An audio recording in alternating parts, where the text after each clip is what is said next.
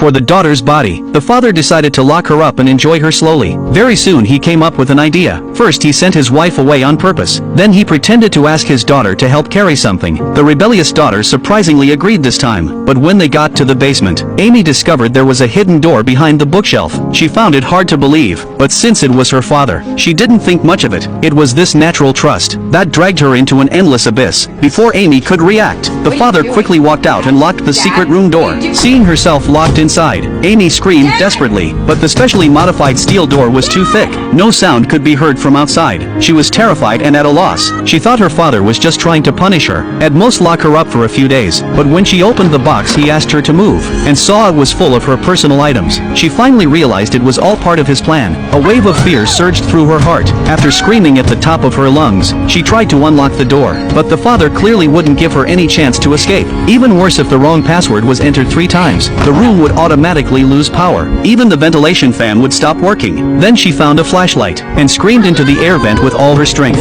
But when the father heard the sound outside the door, he simply covered the vent with a blanket, and stacked clutter on top of it, so that no one would ever find out. That night, the whole family sat in the living room, discussing how to find the missing daughter. Only the father sat silently on the couch. Soon it was the second day. Amy was still trying passwords, but nothing worked. She lay hopelessly on the floor, unable to understand why her father did this. On the 4th day she heard sounds outside the door again. She hid behind a pillar, and when the father entered, she shoved him and ran out the door. She thought she could finally break free from the devil, but she didn't expect there was another steel door outside, and it was soundproof too. Even her loudest screams were useless. Just like that, Amy was caught again and dragged back into the room. Then the father began to threaten her. As long as she behaved in there, he would provide a good living condition. Otherwise she would be severely punished. Do you understand?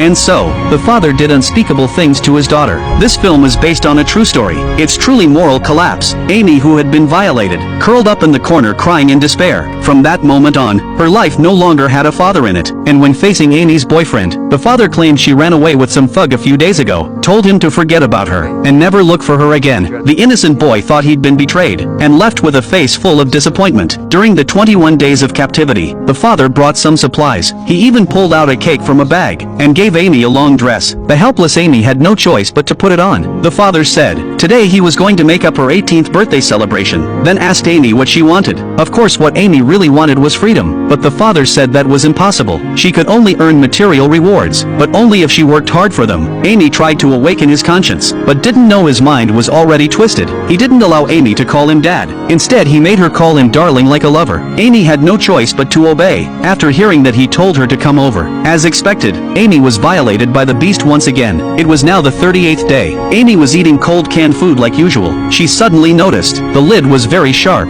She touched the edge of the lid, and a spark of hope lit up in her heart. That day she dressed up carefully, held her homemade weapon, ready to strike when the father let his guard down. But he had already seen through her plan. He threw the girl to the ground. Just like that, unknowingly a whole year passed. The small room that once had just a shower was now completely filled, which also meant Amy had suffered countless times. She had gone from a young girl to a pregnant woman in her 10th month. Her water was about to break, and her father was nowhere nearby. All she could do was follow the book, and give birth on her own. Do this, then that, finally screaming in unbearable pain, with the cry of a baby.